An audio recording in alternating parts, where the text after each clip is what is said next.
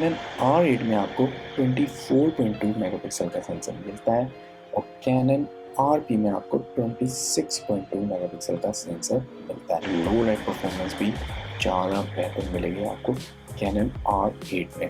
Cannon RP में जब आप 4K में वीडियो रिकॉर्डिंग करते हैं तो एक अलग से 1.7 टाइम्स का क्रॉप फैक्टर आ जाता है।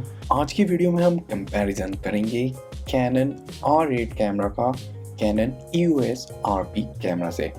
कैनन R8 कैमरा जस्ट अभी लॉन्च हुआ है, इंडियन मार्केट में ये अभी आना बाकी है, बट इस कैमरे के डिटेल्ड रिव्यू आपके ऑलरेडी आ चुके हैं। इसकी सारी स्पेसिफिकेशन आप देख सकते हैं। अगर आपको इसकी स्पेसिफिकेशन जाननी है, किस प्राइस में आपको मिल जाएगा, तो आप मेरे चैनल पे चेकआउट कर सकते हैं कैनन R8 की डिटेल्ड रिव्यू वीडियो। और दूसरा जो कैमरा है वो कैनन EOS RP है, जो कि कैमरा लॉन्च हुआ था 2019 में। ऑलमोस्ट 3-4 साल पुराना ये हो चुका है और ये भी एक फुल फ्रेम कैमरा है। तो ये दोनों camera full frame mirrorless camera है, काफ़ी कॉम्पैक्ट है, प्राइस में भी काफ़ी कम है।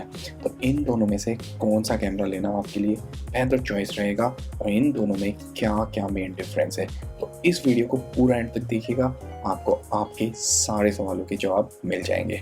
और अगर आप मेरे चैनल पर फर्स्ट टाइम आए हैं तो मेरे चैनल को कर लेना सब्सक्राइब और बाकी की वीडियोस को भी चेकआउट कर लेना और बेल आइकन है ना उसको प्रेस कर देना। अगर हम साइड बाय साइड देखें कैनन R8 को RP से, तो लगभग ऐसे ही ये दोनों कैमरा दिखते हैं। तो जो सबसे पहला मेन डिफरेंस आ जाता है इन दो कैमरा में वो है इनका सेंसर। कैनन R8 में आपको 24.2 मेगापिक्सल का सेंसर मिलता है और कैनन RP में आपको 26.2 मेगापिक्सल का सेंसर मिलता है। तो आपको 2 मेगापिक्सल ज़्यादा मिल रहे थे कैनन EOS RP में, लेकिन जो R8 में आपका सेंसर है वो काफ़ी नया सेंसर है। एग्जैक्टली सेम सेंसर आपको कैनन R6 Mark II में मिलता है। तो उसकी परफॉर्मेंस, डायनामिक रेंज और डिटेल्स, शार्पनेस, कलर्स, लो लाइट परफॉर्मेंस ज़्यादा बेहतर रहेगी कैनन EOS RP के 26 मेगापिक्सल वाले सेंसर है। आप देख सकते हैं दूसरा मेन डिफरेंस इनकी ISO रेंज में। R8 की जो ISO रेंज है वो 100 से लेके 1,02,400 तक जाती है और जिसको कि आप एक्सपेंड करके 2,04,800 तक ले जा सकते हैं। कैनन EOS RP की जो रेंज थी वो 100 से लेके 40,000 तक जाती थी मीटिंग में, एक्सपेंड करके आप उसको 4,000 से 1,00,000 तक ले जा सकते हैं। लो लाइट परफॉर्मेंस भी ज़्यादा बेहतर मिलेगी आपको कैनन R8 में। अगला मेन डिफरेंस आ जाता है इन दोनों की प्रोसेसर। तो कैनन R8 में आपको Digix X वाला प्रोसेसर मिलता है, जो कि एक काफ़ी फास्ट और नया प्रोसेसर है, और RP में आपको मिल रहा था Digix 8, जो थोड़ा पुराना हो चुका है। तो आपको बेहतर परफॉर्मेंस मिलेगी कैनन R8 कैमरा में। अब दूसरा मेन डिफरेंस आ जाता है आपका वीडियो में। दोनों कैमरा 4K में वीडियो रिकॉर्डिंग कर सकते हैं, लेकिन कैनन RP में जब आप 4K में वीडियो रिकॉर्डिंग करते हैं तो एक अलग से 1.7 टाइम्स का क्रॉप फैक्टर आ जाता है और जो आपका 2 पिक्सल ऑटो फोकस है वो काम नहीं करता। लेकिन कैनन R8 में आप 4K में वीडियो रिकॉर्ड कर सकते हैं, वो भी 60 फ्रेम पर सेकंड तक, वो भी बिना किसी क्रॉप के। और ये आपका 6K वाली वीडियो को ओवर सैंपल करके 4K में कन्वर्ट करता है। तो उसका मतलब आपको ज़्यादा डिटेल्स मिलेंगे, ज़्यादा बेहतर क्वालिटी मिलेगी। अगला मेन डिफरेंस आ जाता है आपका ऑटो फोकस का। तो कैनन R8 में आपको पीपल, एनिमल, व्हीकल, इन सब की ऑटो फोकस मिल जाते हैं। अगर आपको बर्ड फोटोग्राफी करनी है, आप स्पोर्ट्स फोटोग्राफी करना चाहते हैं, कार या बाकी फास्ट मूविंग मोटरसाइकिल्स वगैरह की, तो वो आप R8 से बेहतर कर पाएंगे RP के कंपैरिजन में। तो ऑटो फोकस भी इसका बहुत ज़्यादा सुपीरियर है कैनन RP के मुकाबले। अगला मेन डिफरेंस आ जाता है आपका इलेक्ट्रॉनिक शटर का। कैनन RP में आपको इलेक्ट्रॉनिक शटर नहीं था, लेकिन आपके R8 में आपको इलेक्ट्रॉनिक शटर मिल जाता है, जिसका कि आप यूज़ करके जिसकी मैक्सिमम शटर स्पीड है वो 1/16,000 तक ले जा सकते हैं। उसके अलावा कंटिन्यूस शूटिंग मोड में आपको 40 फ्रेम पर सेकंड की कंटिन्यूस शूटिंग भी मिल जाएगी। उसके अलावा जो आपको बाकी एक्स्ट्रा फीचर मिल जाती है कैनन R8 में वो है प्रो बर्स्ट मोड। इस केस में कैमरा 30 फ्रेम पर सेकंड में शूट करेगा फोटोज़ को, और वो हर फोटो को इंडिविजुअली एसडी कार्ड में सेव करने के बजाय एक बड़ी सी रोल ऑफ फाइल बना देगा। इससे जो आपके कैमरे का बफर है वो ज़्यादा बेहतर परफॉर्म करेगा, तो बफर इतनी जल्दी फिलअप नहीं होगा। उसके अलावा आपको प्री शूटिंग का ऑप्शन भी मिल जाता है, तो जब आप फ़ोटो क्लिक कर रहे हैं तो उससे पहले भी कैमरा कुछ फ़ोटोज़ को क्लिक कर लेगा, तो उससे कई बार जो आपके शॉट्स इम्पोर्टेंट मोमेंट मिस हो जाते थे वो अब आपके मिस नहीं होंगे। उसके अलावा आपको फोकस ब्रैकेटिंग और फोकस स्टैकिंग भी मिल जाता है, वो भी 999 इमेज तक आप ये कर सकते हैं।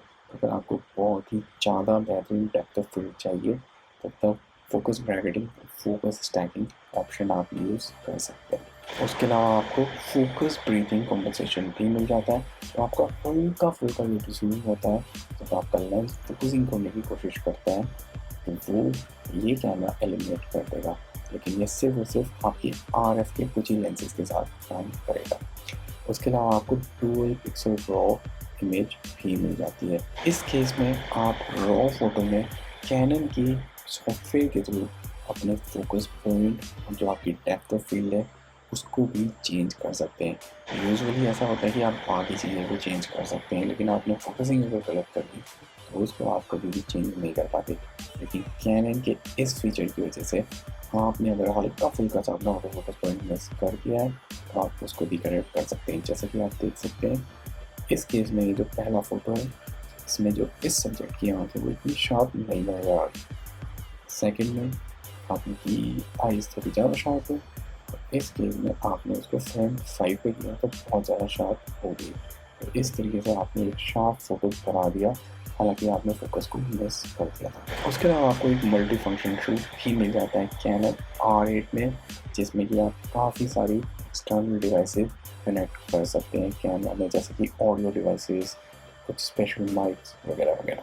उसके अलावा आपको एक high frequency anti flicker mode भी मिल जाता है। अगर आपने उसको ऑन कर दिया है तो आपकी कई बार जब आप सीन में काफ़ी सारी LED लाइट्स वगैरह यूज़ कर रहे हैं तो उससे जो फ्लिकर इफेक्ट होता है तो ये उसको रिड्यूस कर देगा। उसके अलावा आपको डिटेक्शन ओनली AF भी मिल जाता है। जब आप वीडियो रिकॉर्ड कर रहे हैं तो कई बार ऐसा होता है कि आपका कैमरा बैकग्राउंड पे जाके फोकस कर देता है और आपके सब्जेक्ट पे नहीं करता। तो इस केस में अगर आप फ्रेम से हल्का फुल्का बाहर चले भी गए हैं, जैसे ही आप वापस आएंगे तो वापस से वो आपके ऊपर ही फोकस कर लेगा।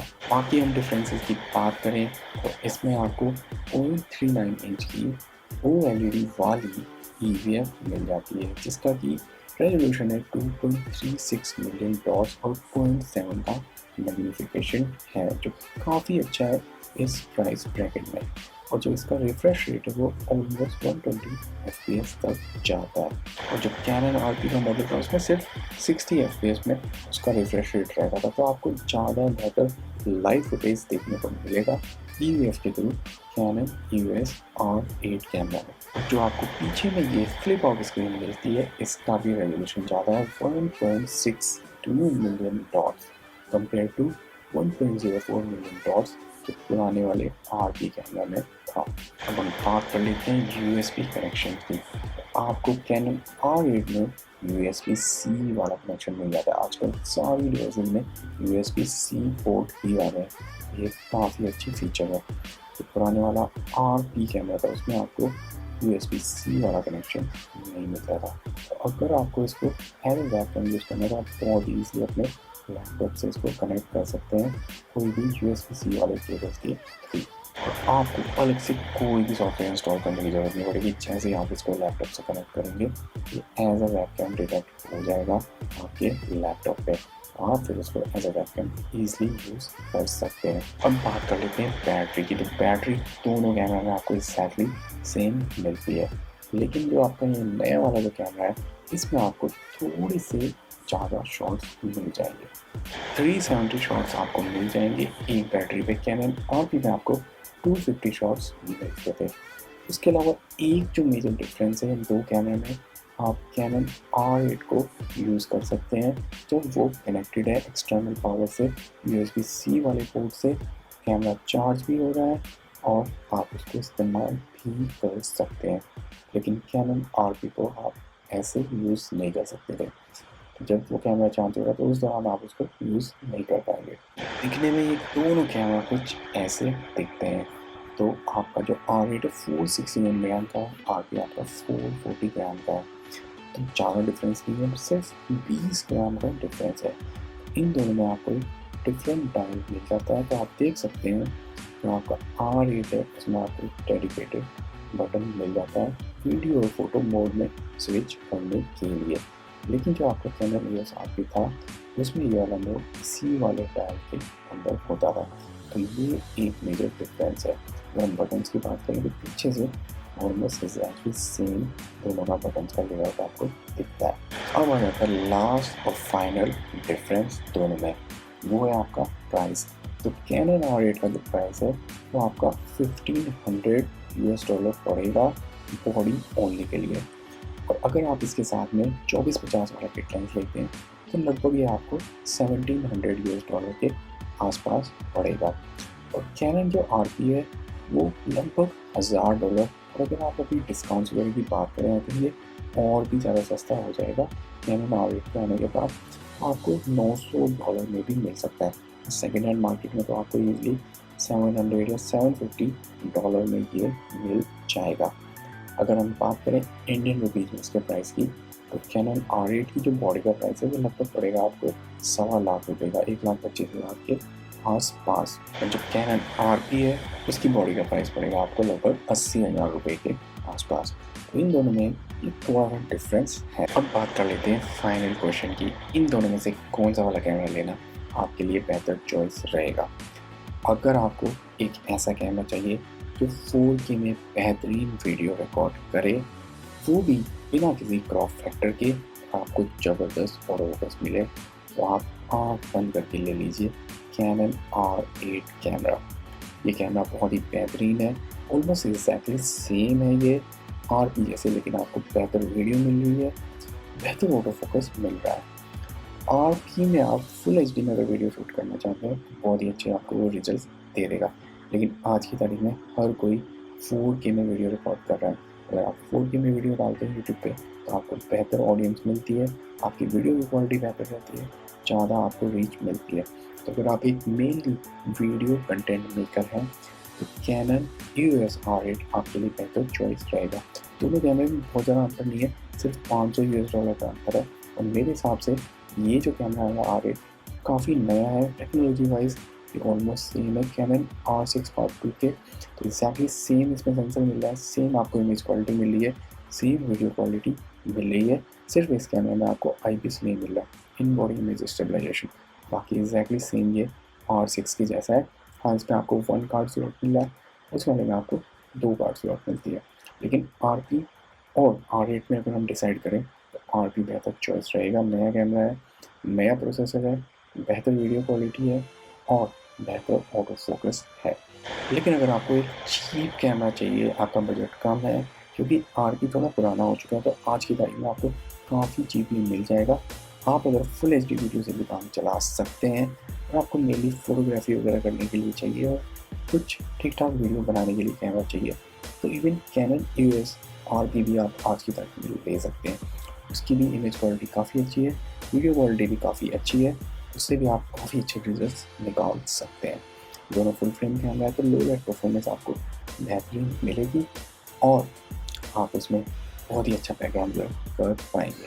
आई होप आपको ये वीडियो अच्छी लगी हो। वीडियो अच्छी लगी तो यार इसको लाइक कर देना, शेयर कर देना। चैनल को अभी तक सब्सक्राइब नहीं किया है तो गाइस चैनल को कर लेना सब्सक्राइब, बेल आइकन को भी दबा देना।